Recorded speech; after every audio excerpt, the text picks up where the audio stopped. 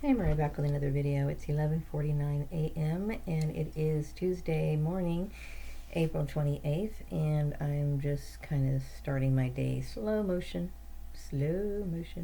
But I plan on picking it up today. I'm not really sure what I'm going to do other than my regular routine, which is not much, but I'm being funny, right? To myself, anyway. I'm trying to be funny. Anyway, I've been dealing with a lot of going just through things in my mind, things that happened and occurred, and how absolutely tired I am of the same subject matter going over and over and over and over again in my head. I was thinking, some very deep thoughts, realistic thoughts, okay? I'm a realist, okay? Not the kind of person that sugarcoats my thoughts to try to make it sound more palatable to other people. Now, I would never say this if I was in a conversation at the grocery store or among, people that I work with or something, but these are the kind of thoughts that you want to express with either a really good friend or just as you're walking down a street by yourself or whatever. It's not something that you can share with most people because most people take things out of context. Or they'll think that that one particular thing that you say paints your whole personality when this is not true. We all have certain feelings that we go through when we deal with certain experiences, or we're under extreme stress, or traumatizing situation, or whatever. And like when you're young, you have your friends, and you're different with your friends. Like you share certain feelings with your friends, certain ideas with your friends. You can be more silly, goofy, or whatever. But when the minute you might get around your parents, you have to be more serious. You're not as open or whatever. Same thing with, who we interact with. Each person is different. Each person is going to see it as different. Some people might think your sense of humor is really weird, stupid, idiotic, whatever. You might think your humor is great. You might find a friend who's just as weird and dorky as you. It's all a matter of who you can feel comfortable with, who's going to open up to you, who relates to you. And not everybody relates to each other. And I think this is a case with like my ex-family, and as well as my ex-husband's family or whatever. These people, some people don't mix. They just don't. They don't mix. They're not supposed to mix. I'm not just talking about racial things. I'm talking about even people in your family. Sometimes, like, I'm the person in this world who is seeking the right people in my life. We have a choice in life, and yeah, we do have choices. Although you seemed hell bent on taking away my choices, which is one of the reasons why I'm talking about the human trafficking issue in the first place. Okay, it was wrong. Okay, but I'm not. I don't want to keep an argument or going. I'm not really trying to argue. I'm trying to express, because for such a long time I was in a position where so much was going on around me. I had no idea what was going on around me, and I have the right to speak out about it. It doesn't need to be like punished every single last time I try to speak out about my rights. Now, we all disagree on certain things, and that's okay. But we don't force other people to live as we do or think as we do or whatever. And some people have very limited understanding of any sort of decency, or they don't really, their behavior or life is not really, they don't know, if they're veering into something illegal or wrong, immoral, whatever, because they don't see it as any different. They just think this is what they're acting on impulse or whatever. They're just acting out certain things. But yeah, there's certain things that you can do another person that is the equivalent of murder or something, or could actually start the process of murder. Okay, and this is one of the reasons why we have the laws that we do here. Okay, so anyway, I guess so I was thinking about trying to think about other things yesterday and as well this morning. Like this, usually in the morning I get up, I'm like, fuck, I gotta deal with this bullshit. Like, I know the reason why I'm home, I know the reason why I'm sitting here, whatever, I know this stuff, and it starts to boil your blood, right? And it's like, okay, I know. So I have to I'm trying to gain closure with that. Like, I've been, relaxing, closing my eyes, trying to, override what happened to me, because I think about the years that this has been going on, and I have been prevented from living my life, my true life. Like, because I know that all the people that I meet are weird and they're asking too much intrusive questions. And really, what I want in life are sincere people. I already know what it's like to deal with plastic people. I want to deal with something spontaneous. Like, I know, and when you are dealing with gang stalking, whatever, you're dealing with a lot of people coming up to you that are kind of planned to come up to you. Like, somebody might say, hey, she goes to this particular grocery store or something. This is a scenario. She goes to this particular grocery store on Saturdays. You hang out over here, and then, this person will come and talk to you. And what you really want is you want conversations that aren't scripted. You want to meet people spontaneously. You know what I mean? Do you really find soul connection with the people that you are associating with? And that's the most important thing. It's not just because this person is your blood relation, this person is married or was married to you or whatever. It's like, I want the right people in my life. Is it selective? Yes. But wrong people, especially in a large combination, are only going to cause you problems. You want in your life, I think most people do, okay, if they have a choice. But people really don't think about that choice. They often accept the garbage that they're associating with.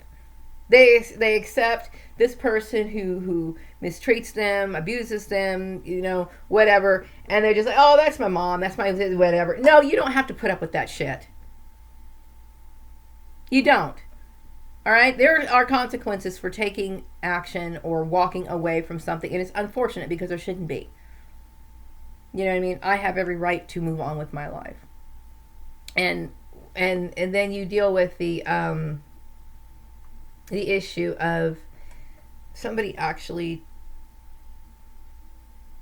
took lifetime away from your life, and then will continue to want to do this.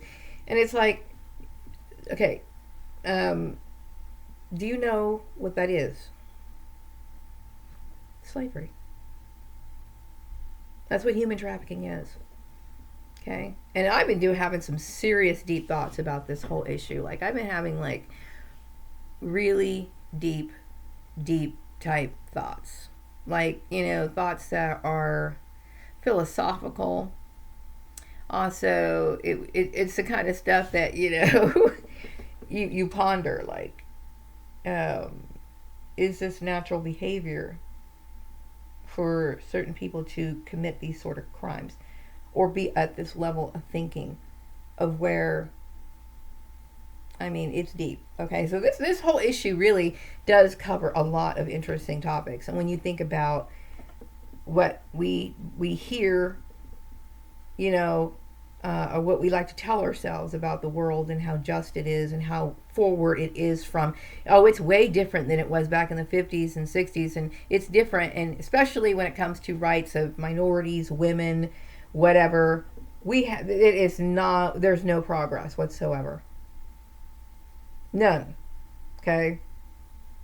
I'm not going to point names, but I'm just letting you know that this is a very interesting thing, and it really should be spoken about in a lot of social circles because it's eye-opening. Because it speaks about our sincerity towards our religion, how we view our traditions, how traditions are made up, how people are willing to, who consider themselves to be a forward-thinking society, can enslave a human being in broad daylight, or mistreat a woman and allow her to be literally financially, her assets stripped from her in broad daylight, in public sector. It talks about, how this issue covers, why people are part of the religion, how very limited they have an understanding of it talks about, it brings up the issue of mind control. People are willing to go along with something just because somebody says something. People have rights over other people. Didn't you learn from history? No, you don't. Do you also not know your basic laws? Everyone should know that by the time you are 18 years old, you are a legal adult. Okay, it also brings up the issue of college. Are these people really the dignified, educated? Are they really educated, or are they indoctrinated? And there's a difference. I mean, this to me is one of these subject matters that really get you thinking, you know? And so it kind of blows my mind. So then I started dissecting each topic. Like, I kept thinking about how some people view marriage. There's another thing. How some people view marriage. Some people view marriage as you're a fucking commodity to this person. You know? And some people, and it's so deceptive. I mean, I think about how the system is built, and it's so deceptive. All these institutions and organizations, and you wonder how dark they really are. And it's mind blowing. My mind is blown. My mind is way blown. But anyway, so I'm trying not to think about these particular subjects, but somehow separate it from the trauma that I experienced. Okay. So then I woke up this morning. Of course, I think about God a lot, and I thought about, how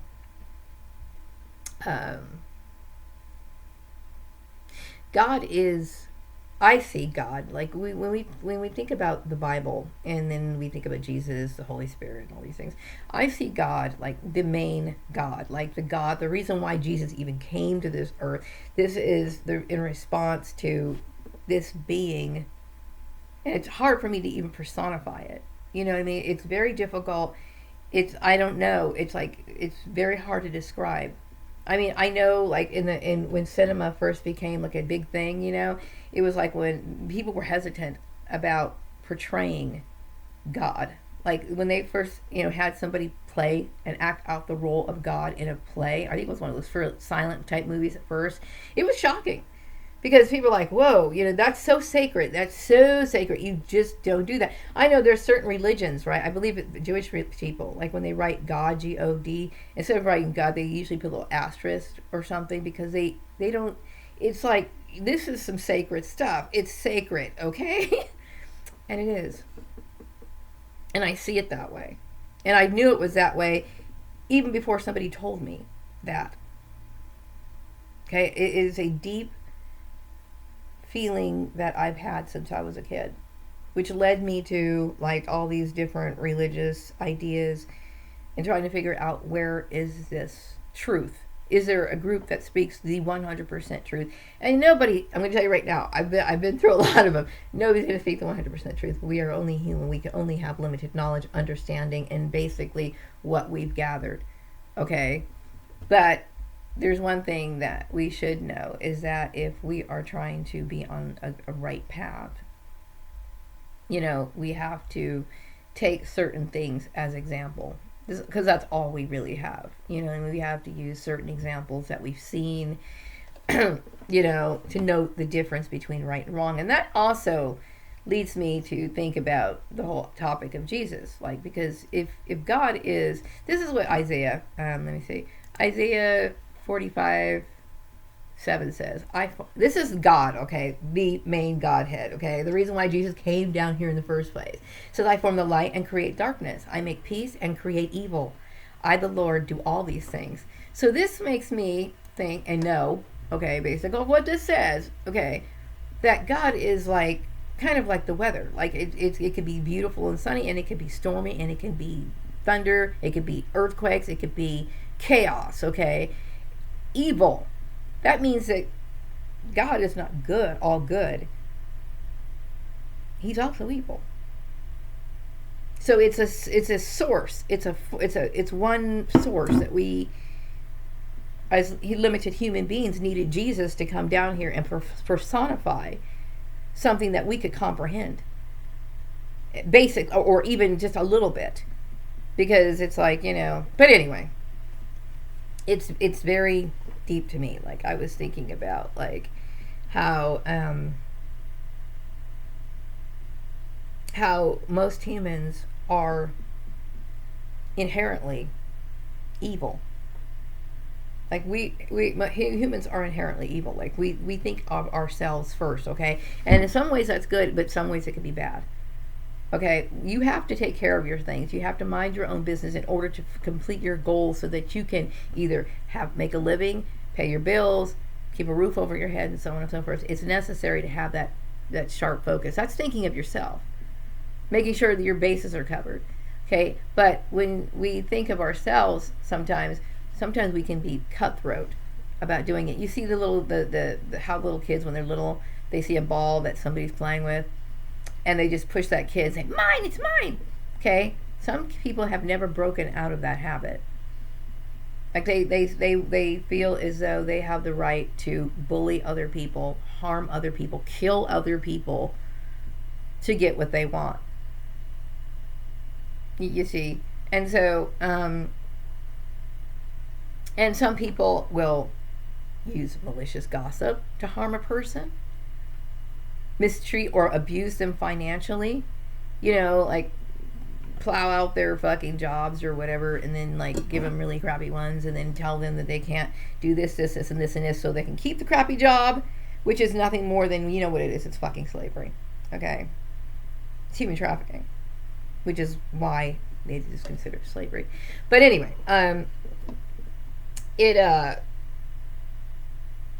it just made me think a lot, how when I think of Jesus coming to this earth, I believe that Jesus came here to provide examples of how people are not to offend this particular Godhead, to try to be as, what's the word for it?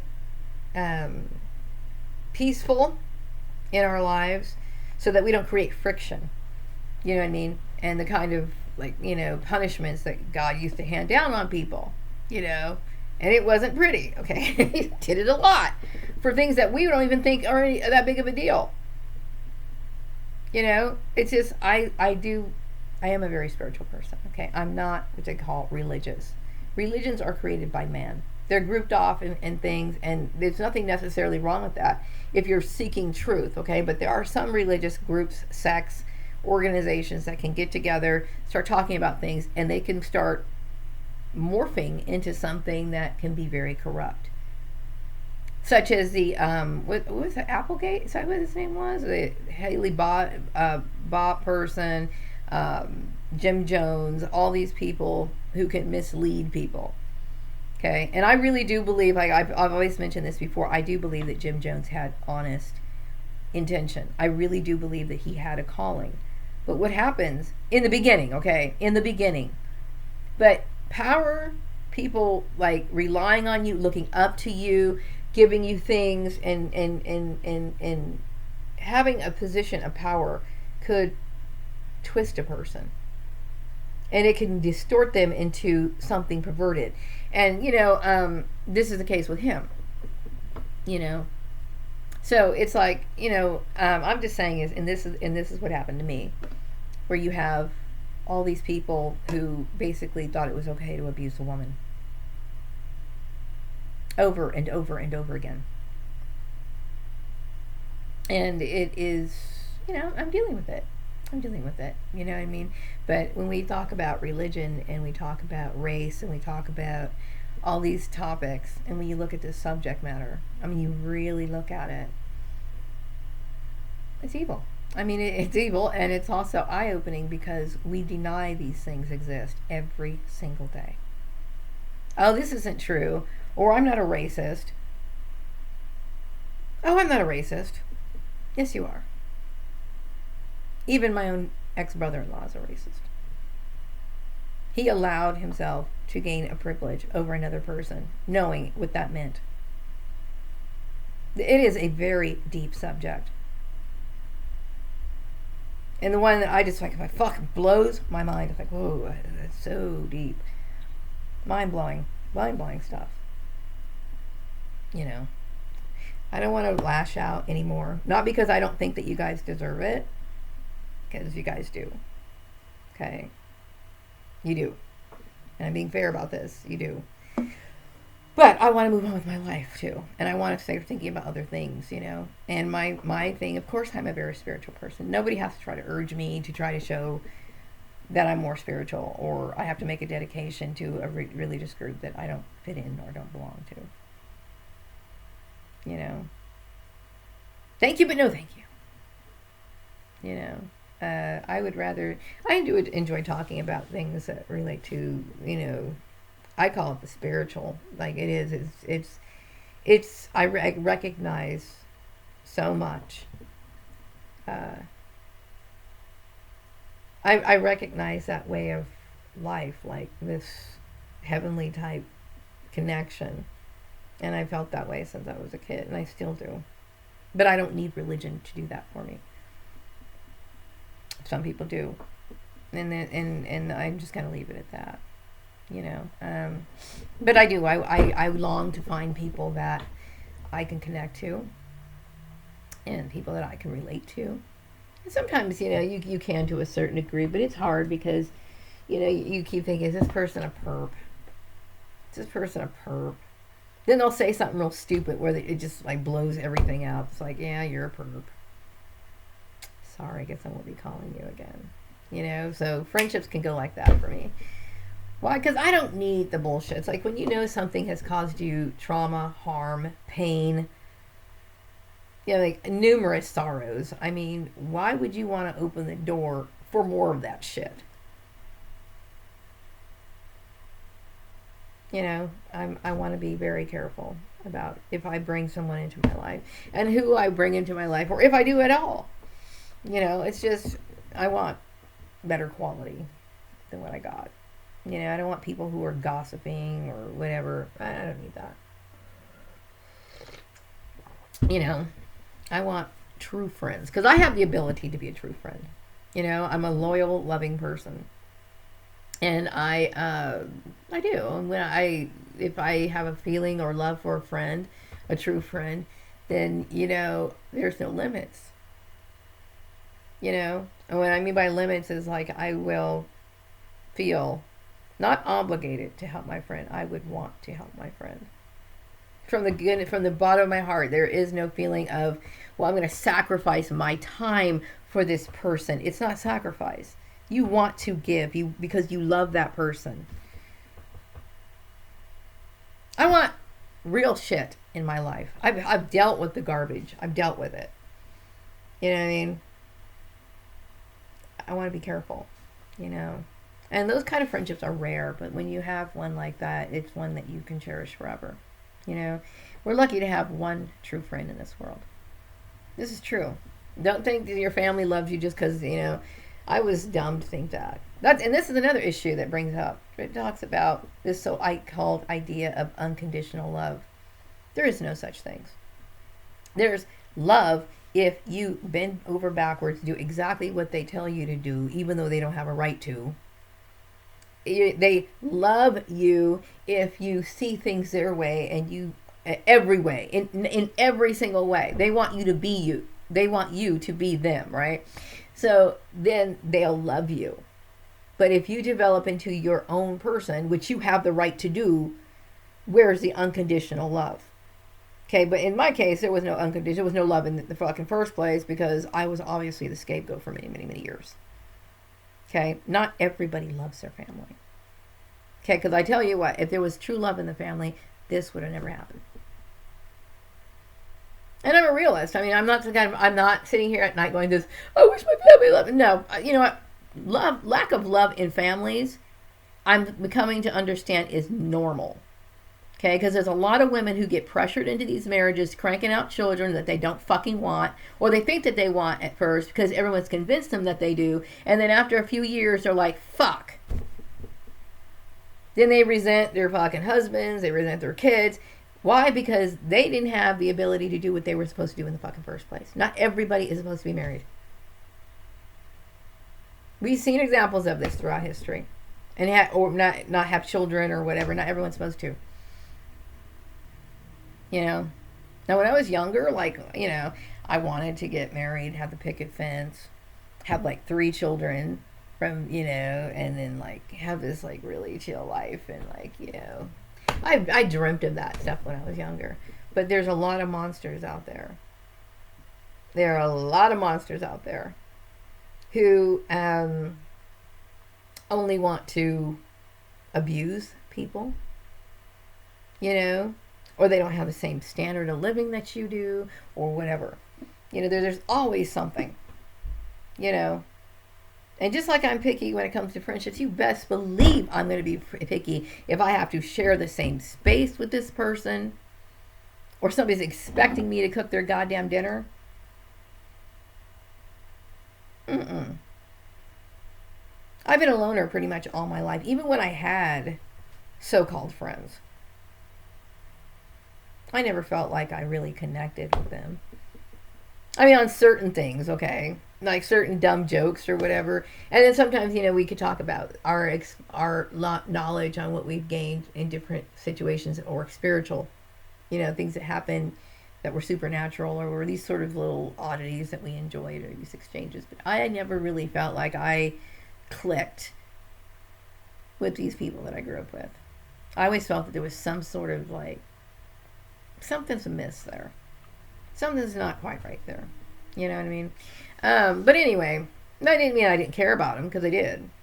It's just that, you know, obviously these people were probably perps or quasi perps or something. I don't know, but whatever. I'm slowly getting over that shock. You know, realizing that I've been in this Truman Show for like so long. You know, realizing that everything was like, I mean, I don't know. You know, it's like it devalues the life of a human being. You know, like I know when I was working over at the farmer's place, I was literally busting my ass off because I needed that job. Not just for that moment, but I also needed it for future life, for what I needed to do. So it was how I was supposed to survive. That was part of my skill set. You know what I mean? And you get hired into companies where you're there just for shits and giggles, maybe. Or you're there because you're arranging some sort of lifestyle or doing some sort of whatever. So your shit that you're doing, that you're taking seriously, which you have a right to, is being ignored. And you're living out some sort of agenda, whether that be mean to forcefully somebody's marriage or whatever, or what, I don't know what the reason is. But you're upset because you're not getting the credit for your work. Because this is the way you have to build your foundation. But they always think in their back of their mind, the people who arranged your job, they're thinking, well, this is how her life is going to be. We're going to make sure that she stays here, there, this is what we planned her life. And the reason why you plan my life is because you're running a human trafficking system. And so now we have me here today, realizing, waking up what was going on. And I'm like, holy shit, I need to support myself. Because I sure ain't hell going to go back to somebody who threw me into slavery. That's absurd, isn't it? I'm disgusted by, like, these people. Disgusted, absolutely disgusted. You know, it's like, I work hard. No, I'm not an Ivy League person. I'm not somebody who got everything handed to me on a silver platter, but I work hard. I work hard. I care about my work. Okay, I'm sorry if I offended certain people. I'm getting upset now. Calm down, Maria. But I'm just saying I'm sorry if I upset certain people by taking my job seriously. But I always knew that all I had was myself. So I better do my fucking job. And I better do it right. And I better care about it. And the more I understood this, the more I tried and worked harder. Only for someone to, like, fluff it off. You know, some people have to work hard. So then I also look at this issue, like, doesn't this raise the issue of how we really get by in life? How the system is obviously rigged, how it's set up to where some people are at a disadvantage. So if that's the case, why are they promoting all of this shit when they know deep down inside it's really this way? I mean, it really makes you think about certain things and what a fucking cesspool this is. Like how people can get sucked up into the lies that we're told since we're kids. You know? Like they glamorize things that are actually quite miserable when you really look at it. Most marriages to me are miserable. The job issue, the working for trying to make sure that people take your work seriously and trying to work hard. You might enjoy the job, the work you're doing, but it's like people can be evil in the workplace. Downright evil. It's like everything, and then the whole religious thing. You got people who have other selfish motives. They're not even like remotely close to living like Jesus. Just fucking want to plow your ass down. You know what I mean? And it becomes a social club where people join it so they can fucking act out their bullying shit. And it's like, wow. It is. It's mind blowing to me. Because it's like, it opens your mind to this knowing good and well this is not a peaceful world. As much as they like to say it, and I remember my ex-boss, the farmer, he was like, I believe most people are really actually good. No, they fucking aren't, and this proves it. No, they're not.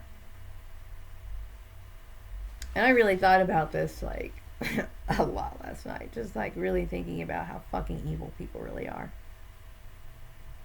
To the core. So, anyway. I might go ride my bike later.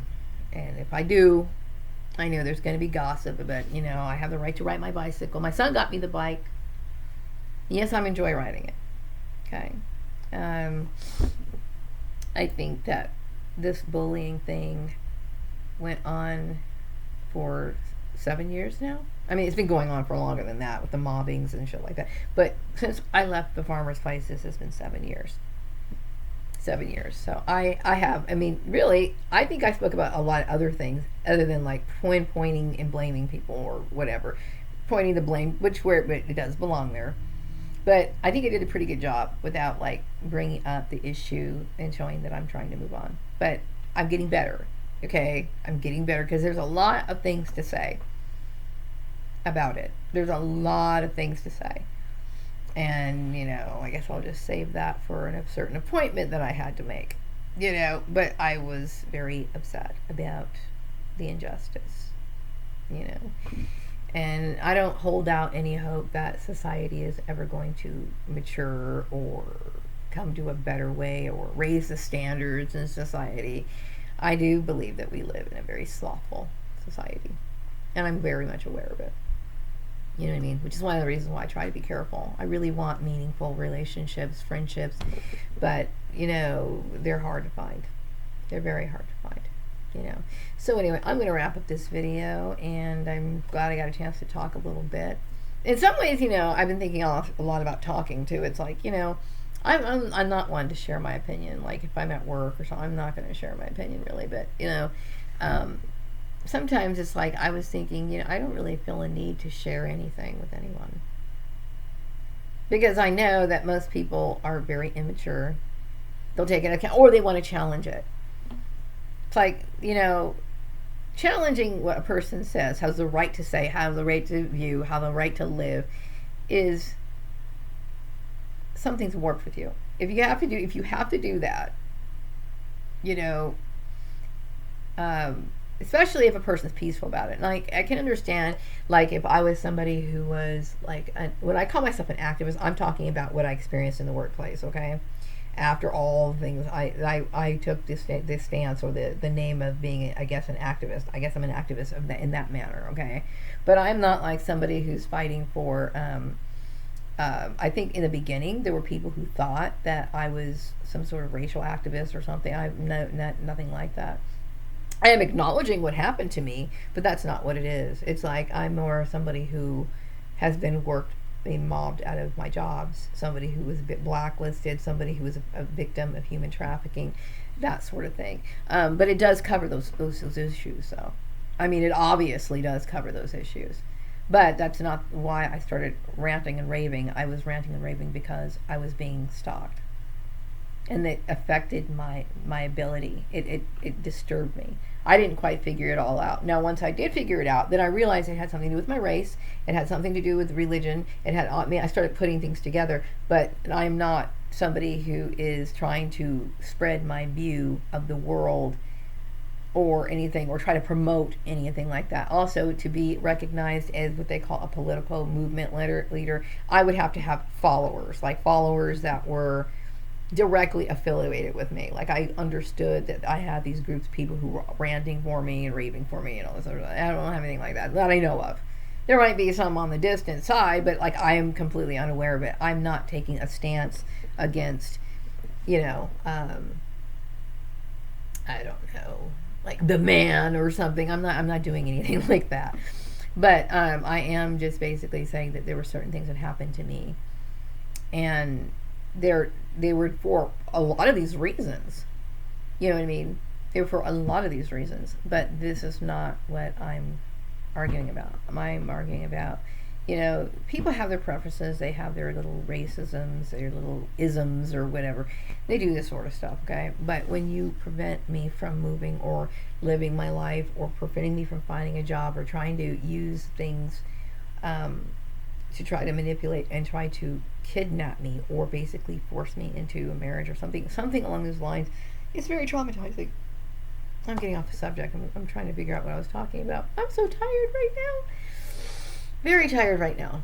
But I'm just basically trying to deal with what I went through, and get over it, and trying to focus on other things and pick myself back up, keep myself thinking positively, or at least trying to eliminate that. And if I'm thinking about why I was targeted, I'd rather focus on the topic or the issue relating to my targeting, instead of the people who got involved. You know what I mean? Because the issues are universal.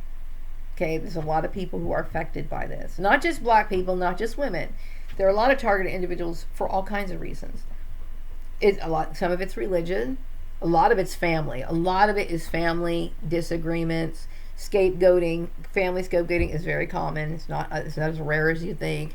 Narcissistic abuse. We have people who, whether that could be, whether it's their family member or maybe an ex-boss. We have some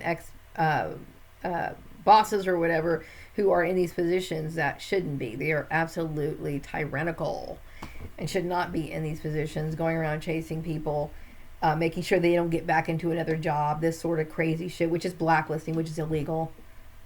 Okay? They're doing things to hurt other people, to exclude them from further opportunities, and that's wrong. Okay? It's wrong. This is what I'm talking about. So anybody who hears my story, they could take what they want from it. Okay? Because I do understand. Like, I am a black woman. Do I think this had an issue with it? Yes, it did. Okay? And obviously, I can go into it, but it's so fucking ugly. It is so fucking ugly, I dare not speak it anymore. Because I think I've probably mentioned it in a few of my other videos. Okay? But it's there. So, and there's obviously a woman's issue, because you're trying to force someone into staying married to some people or group of people who are, it's, whoa. It's weird. Okay? But it's deep, and it's like, that also brings out the issue of how truly educated we are in this country, regardless of what, university a person went to. Do you not understand that this is something that goes against human rights? Do you not understand that this is not just slavery? It's also like, it's kind of like rape. It's immoral in every sense of the word. In every sense of the word. Especially when you think about the race factor. Okay? And then you think of these people who are supposed to be educated, and you wonder how they thought this shit in the first place. We live in a scary world. So anyway, I'm going to wrap up this video. I'll be back with another video some other time later. Take care.